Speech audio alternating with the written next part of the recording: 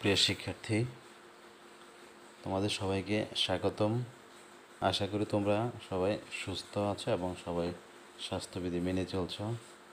আমরা এখন যে সময়টি অতিবাহিত করছি, আমাদের দেশে যে করোনার যে দ্বিতীয় ঢেউ বা সেকেন্ড ওয়েভ, আমরা এর চরম একটি দুঃসময়ে আমরা অবস্থান করছি। সবার সাবধানতাই হতে পারে আমাদের জন্য নিয়ামক।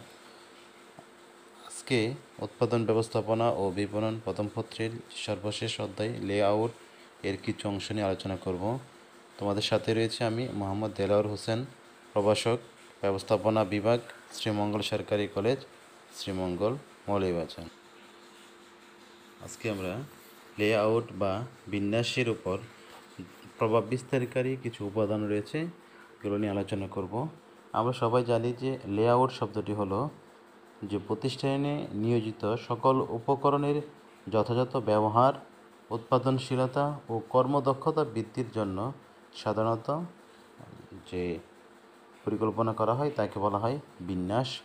তো বিন্যাসের যে ব্যাপারটি রয়েছে বা বিন্যাস কিছু কিছু প্রভাব বিস্তারকারী উপাদানের দ্বারা সরাসরি প্রভাবিত। তাই কোনো প্রতিষ্ঠানের ভৌত সুবিধাদি ও সম্পদসমূহের যথাযথ বিন্যাস নিশ্চিত করতে বেশ কিছু বিষয়কে বিশেষভাবে বিবেচনা করতে হয়। আর এই বিষয়গুলোকে সামগ্রিকভাবে বলা হয় যে বিবেচ্য বিষয় বা প্রভাব বিস্তারকারী উপাদান। তার মধ্যে সর্বপ্রথম যে প্রভাব বিস্তারকারী উপাদানটি রয়েছে তা হলো যে ব্যবসায়ীর প্রকৃতি। বিন্যাসের ক্ষেত্রে ব্যবসায়ীর প্রকৃতিকে সর্বপ্রথমেই বিবেচনা করতে হবে। উৎপাদনমুখী প্রতিষ্ঠানের বিন্যাসটি যে ধরনের হবে, সেবাধর্মী প্রতিষ্ঠানের বিন্যাসটি নিঃসন্দেহে সে ধরনের হবে না। কোনো শিক্ষা প্রতিষ্ঠানের বিন্যাস ব্যবস্থা এবং কোনো হোটেল বা রেস্টুরেন্টের বিন্যাস ব্যবস্থা যেরূপ এক নয়, ঠিক তেমনই গার্মেন্টস কারখানার বিন্যাস এবং ব্যাংকের বিন্যাসও এক হতে পারে না। অর্থাৎ যে ব্যবসা করা হয় সেই ব্যবসায়ের যে প্রকৃতি তার উপর নির্ভর করবে হলো বিন্যাস। তারপর দ্রব্য বা সেবার প্রকৃতি। দ্রব্য বা সেবার প্রকৃতি যেমন দাহ্য যেগুলো বা কেমিক্যাল জাতীয় যে পণ্য উৎপাদনের জন্য এমন এক ধরনের বিন্যাস ব্যবস্থা ব্যবহার করা হয় যেখানে নিরাপত্তার বিষয়টাকে অত্যধিক গুরুত্ব দেওয়া হয়। অন্যদিকে বাড়ি ও স্বাভাবিক পণ্য উৎপাদনের ক্ষেত্রে বিন্যাস পরিকল্পনাটি অতি সাধারণ মানের হলেও সমস্যা নেই। এই অর্থাৎ যদি দাহ্য বা কেমিক্যাল জাতীয় পণ্য উৎপাদন করা হয় তাহলে এটার যে বিন্যাসটি হবে একরকম, সাধারণ হলে হবে আরেক রকম। উৎপাদনের প্রকৃতি। প্রতিষ্ঠানের উৎপাদনের প্রকৃতি কেমন হবে তার উপরও বিন্যাস পরিকল্পনা নির্ভর করে। উৎপাদন কার্য যদি ধারাবাহিকভাবে চলতে থাকে তাহলে কারখানায় এক ধরনের বিন্যাস ব্যবস্থা ব্যবহার করা হয়। অন্যদিকে জব অর্ডারের ভিত্তিতে উৎপাদন কার্যক্রম চালানো হয়, তবে আরেক ধরনের বিন্যাস ব্যবস্থা ব্যবহার করা হয়। তাই বিন্যাস করার ক্ষেত্রে উৎপাদনের প্রকৃতিকে গুরুত্বের সাথে বিবেচনা করা উচিত। ব্যবস্থাপনার দর্শন। ব্যবস্থাপনা কী ধরনের বিন্যাস পছন্দ করে তাও বিন্যাসের ক্ষেত্রে বিবেচনা করা উচিত। ব্যবস্থাপনা দর্শনের কারণেই সমপ্রকৃতির প্রতিষ্ঠান বা সমপ্রকৃতির পণ্য উৎপাদন হওয়া সত্ত্বেও বিন্যাসের ক্ষেত্রে ব্যাপক পার্থক্য দেখা দেয়। এই কারণেই একই ধরনের সেবাদানকারী প্রতিষ্ঠানের ক্ষেত্রে বিন্যাস দুই রকম হতে পারে। আর্থিক সামর্থ্য। বিন্যাসের ডিজাইন যত সুন্দর ও আধুনিক হোক না কেন তা বাস্তবায়নের জন্য অর্থের প্রয়োজন। অর্থের অভাবে বিন্যাস ব্যবস্থা বাস্তবায়ন থমকে যেতে পারে। তাই যে কোনো ধরনের বিন্যাসের ক্ষেত্রে আর্থিক সামর্থ্যের বিষয়টিকে অবশ্যই গুরুত্ব দিতে হবে। আমাদের দেশে বড় বড় বেসরকারি প্রতিষ্ঠানগুলো আর্থিক সঙ্গতি থাকার কারণে আধুনিক বিন্যাস পরিকল্পনা বাস্তবায়নে সমর্থ হচ্ছে। বরাদ্দকৃত স্থান বা অ্যালোকেটেড স্পেস কতটুকু? উত্তম বিন্যাসের জন্য বরাদ্দকৃত স্থানের সর্বোচ্চ ব্যবহারের বিষয়টিকে বিবেচনা করতে হবে। বিন্যাসের জন্য বরাদ্দকৃত স্থানের যদি অপচয় হয় তাহলে বিন্যাসের উদ্দেশ্য মারাত্মকভাবে ব্যাহত হয়। আবার অপচয় রোধের নামে এমন বিন্যাসও করা যাবে না যাতে বিন্যাসের মূল উদ্দেশ্য ব্যাহত হয়। তবে বরাদ্দকৃত স্থানের যথোপযুক্ত ব্যবহারের বিষয়টিকে নিশ্চিত করে বিন্যাস করা উচিত। শ্রমিক কর্মচারীর সংখ্যা। কারখানা বা অফিসে কর্মরত শ্রমিকের সংখ্যাও বিন্যাসের উপর প্রভাব বিস্তার করে। স্বল্প জায়গা হওয়া সত্ত্বেও যদি অত্যধিক লোকের প্রয়োজন হয় তাহলে অনেক চিন্তা ভাবনা করে স্বল্প পরিসরেও ভালো বিন্যাস করা সম্ভব। ঢাকার অধিকাংশ অফিসগুলোতে দেখা যায় স্বল্প জায়গাতে সুন্দরভাবে অনেক লোক সুন্দর পরিবেশে কাজ করছে, আর এটি সম্ভব হচ্ছে পরিকল্পিত বিন্যাস ব্যবস্থার দ্বারা। ব্যবহৃত যন্ত্রপাতির ধরন। উৎপাদন ব্যবস্থায় নানান ধরনের যন্ত্রপাতি ব্যবহারের প্রয়োজন পড়ে। এরূপ যন্ত্রপাতির মধ্যে কোনোটা ভারী যন্ত্রপাতি, কোনোটা হালকা যন্ত্রপাতি, কোনোটা আবার ঝুঁকিপূর্ণ যন্ত্রপাতি, আবার কোনোটা সংবেদনশীল যন্ত্রপাতি। তাই যন্ত্রপাতির ধরন অনুযায়ী বিন্যাস পরিকল্পনা করা হয়। যেমন কম্পিউটার রুমের বিন্যাস যে ধরনের হবে ভারী মেশিনের জন্য সে ধরনের বিন্যাস হবে না। চলাচলের প্রয়োজনীয়তা। কারখানায় উৎপাদনের জন্য কাঁচামাল সহ প্রয়োজনীয় বিভিন্ন উপকরণের প্রয়োজন হয়। এই সকল উপাদান যাতে অতি সহজে উৎপাদনের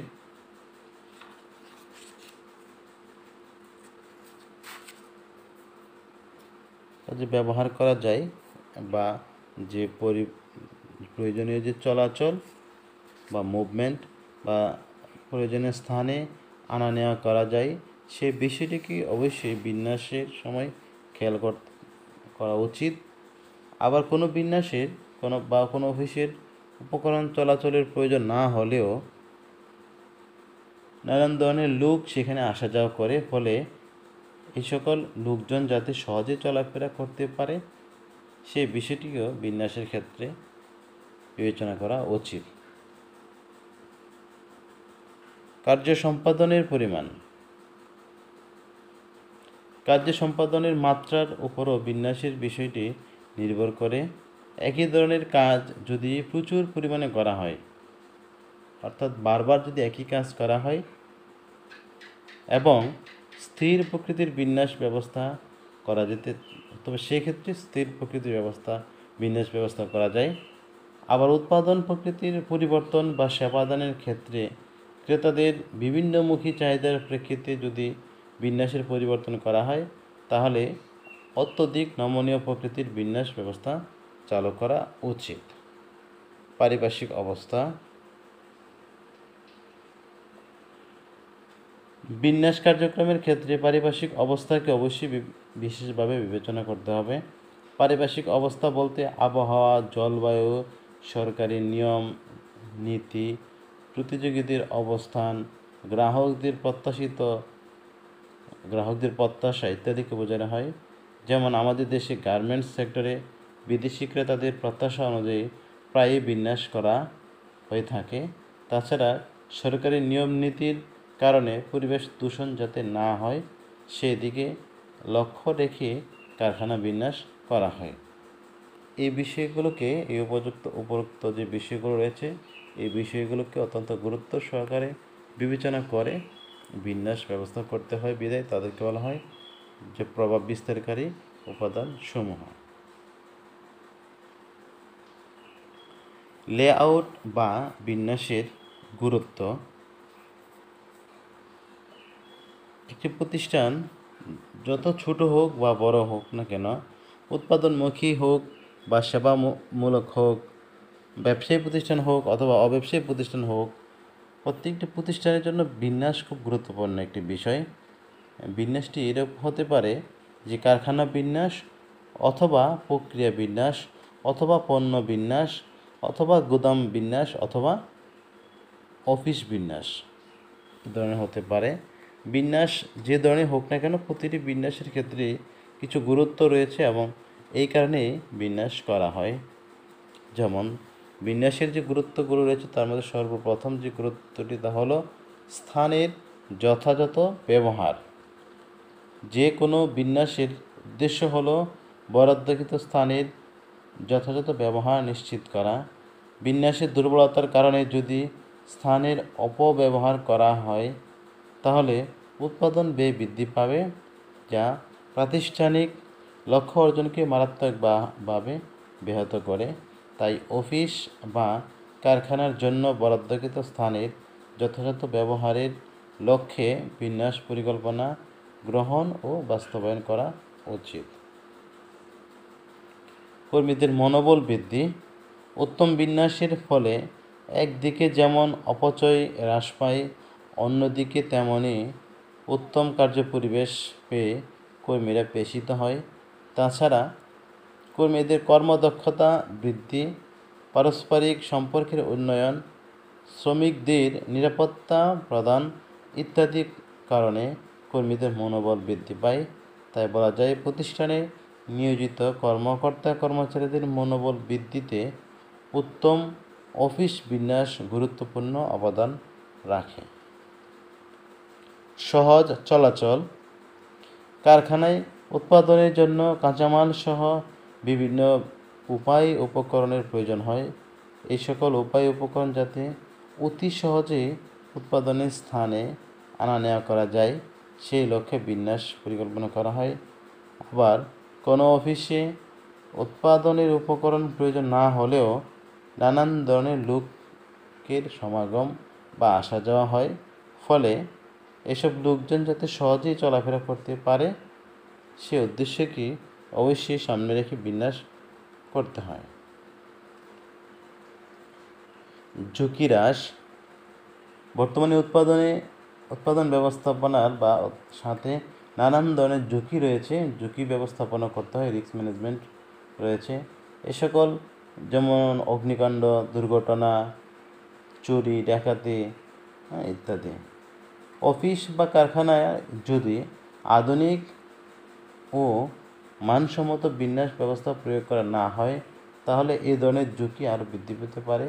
এই সকল ঝুঁকি হ্রাসের জন্য উপযুক্ত স্থানে প্রয়োজনীয় সংখ্যক অগ্নি নির্বাপক যন্ত্র, সিসি ক্যামেরা, সিকিউরিটি গার্ড ইত্যাদি বসানো প্রয়োজন। তাই বলা যায় যে ঝুঁকি হ্রাসের ক্ষেত্রেও বিন্যাস গুরুত্বপূর্ণ ভূমিকা পালন করতে পারে। অপচয় হ্রাসের ক্ষেত্রে বিন্যাস গুরুত্বপূর্ণ। কারণ হলো অপচয় উত্তম বিন্যাসের মাধ্যমে কাঁচামাল ও স্থান সহ সকল ধরনের উৎপাদনের যথাযথ ব্যবহার নিশ্চিত হয়। উত্তম বিন্যাস প্রতিষ্ঠানে আবার নিয়োজিত কর্মীদের অথবা অযথা চলাচলে কে নিয়ন্ত্রণ করতে সহায়তা করে। অন্যদিকে কর্মীদের পেশাদান, উপযুক্ত কর্মপরিবেশ ইত্যাদির ক্ষেত্রেও বিন্যাস গুরুত্বপূর্ণ ভূমিকা পালন করে। উন্নত কার্যপরিবেশ নিশ্চিতকরণ। কর্মীদেরকে উন্নত কাজের সাথে উন্নত প্রতিষ্ঠানে নিয়োজিত কর্মীরা শুধু বেতনের আশায় কাজ করে না, তারা বেতনের পাশাপাশি উন্নত কার্যপরিবেশও প্রত্যাশা করে। উন্নত কার্যপরিবেশ পেশার একটি অন্যতম অনার্থিক উপাদানের আর এরূপ পরিবেশ সৃষ্টিতে ভূমিকা রাখে বিন্যাস। ন্যূনতম গতি। বৈজ্ঞানিক ব্যবস্থাপনার অন্যতম দিক হলো কর্তব্যরত কর্মীদের কার্য ক্ষেত্রে গতি নিয়ন্ত্রণ করে তাদের উৎপাদন ক্ষমতা বৃদ্ধি করা, কর্মীদের অথবা অযথা ঘোরাফেরা হ্রাস করার জন্যই আধুনিক বিন্যাস ব্যবস্থায় পরস্পর সম্পর্কিত কাজগুলো সম্পাদনের জন্য কর্মরত ব্যক্তিবর্গকে কাছাকাছি অবস্থান করতে দেখা যায়। এই কারণে ব্যাংকে চেকের পরিবেশন যে বিভাগ ও নগদ অর্থ বিভাগকে পাশাপাশি রাখা হয়। সহজ তথ্য প্রদান।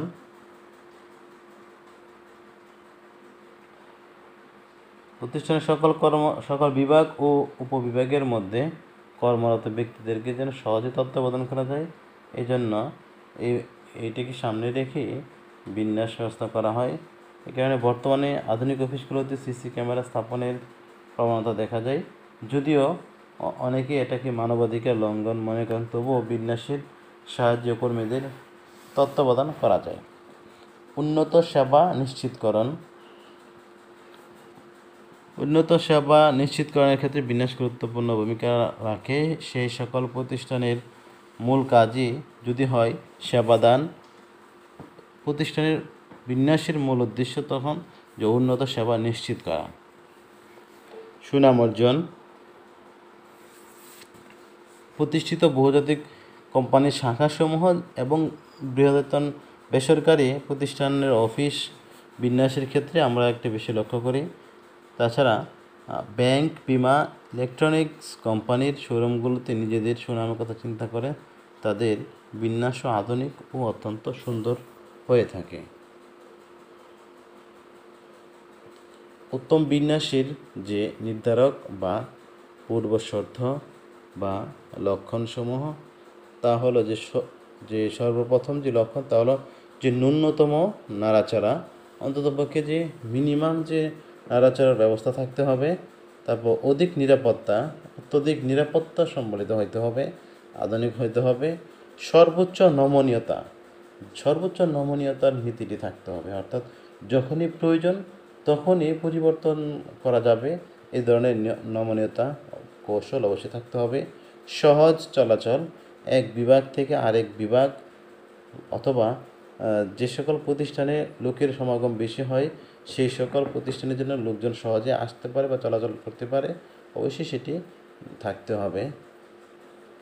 ন্যূনতম দূরত্ব, যে একজন কর্মী থেকে আরেকজন কর্মী অথবা একটা মেশিন থেকে আরেকটা মেশিন অথবা একটি কম্পিউটার ডেস্ক থেকে আরেকটি কম্পিউটার ডেস্ক, এই যে ন্যূনতম বিষয়টিকে অবশ্যই থাকতে হবে। আরামদায়ক পরিবেশ, কাজের পরিবেশ অবশ্যই আরামদায়ক হতে হবে এবং কর্মীদের স্বাস্থ্যবান্ধব হতে হবে, কারণ কর্মীরা যেন কাজ করে যেন তৃপ্তি পায়।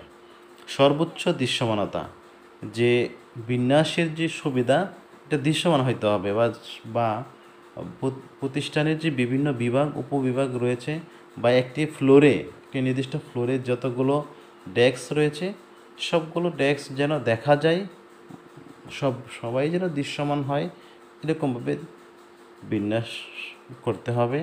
স্থানের সর্বোচ্চ ব্যবহার, যে অফিসের যে স্থান রয়েছে, যে নির্দিষ্ট জায়গা রয়েছে সেই স্থানের সর্বোচ্চ ব্যবহার নিশ্চিত করতে হবে। যেন এমনভাবে বিন্যাস করা উচিত না যেন একটি কম্পিউটার বা একটি টেবিলের রাখার ফলে আর একটি টেবিলের রাখার ব্যবস্থা নাই, অথবা একটি চেয়ার এমনভাবে রাখা হলো যে আরেকটি চেয়ার রাখতে ব্যাঘাত ঘটবে। যদি এমনটি হয় তাহলে এটাকে উত্তম বিন্যাস বলা হবে না। অধিক উৎপাদনশীলতা বাড়ানোর যে কৌশল এটিও থাকতে হবে, কারণ উৎপাদনশীলতা যদি উত্তমভাবে বিন্যাস করা যায় তাহলে উৎপাদনশীলতা বৃদ্ধি করা যায়। সহজ তত্ত্বাবধান, কর্মকর্তা কর্মচারী এদেরকে তত্ত্বাবধানও সহজ হইতে হবে। সিসি ক্যামেরা হোক বা চোখে দেখে হোক যেভাবেই হোক, যে প্রত্যেকটি কর্মকর্তাকে যেন সহজে তত্ত্বাবধান করা যায় বা এক নজরে যেন দেখা যায়, এরকমভাবে বিন্যাস ব্যবস্থাটি যদি করা হয় তাহলে এটাকে উত্তম বিন্যাস বলা হবে।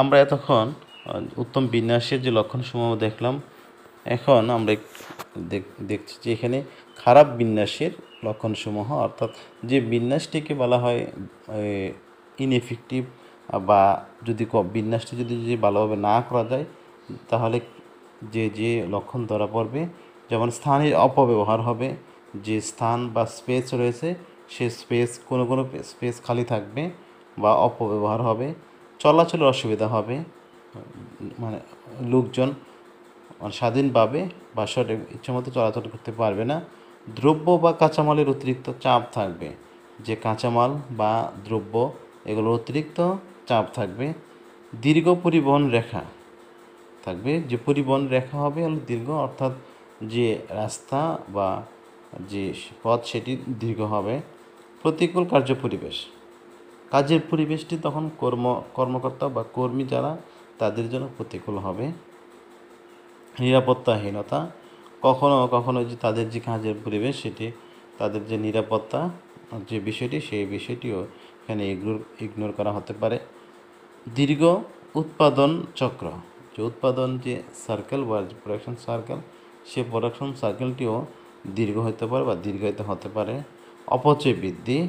অপচয় বৃদ্ধি পাবে, শ্রমিকের মজুরি বৃদ্ধি পাবে বা প্রতিষ্ঠানের স্থানের অপব্যবহার হবে, নানাভাবে অপচয় ঘটবে, যোগাযোগের সমস্যা, এক বিভাগ থেকে আরেক বিভাগ বা একজন কর্মী থেকে আরেকজন কর্মীর যে যোগাযোগ সেই যোগাযোগের অসুবিধা হবে, এবং অপ্রয়োজনীয় চলাচল হবে, যে প্রয়োজনীয় চলাচল ব্যতি রেখে অপ্রয়োজনীয় চলাচল হবে। প্রিয় শিক্ষার্থী, এতক্ষণ সাথে থাকার জন্য তোমাদেরকে অসংখ্য ধন্যবাদ। তোমরা সবাই ভালো থেকো, সুস্থ থেকো।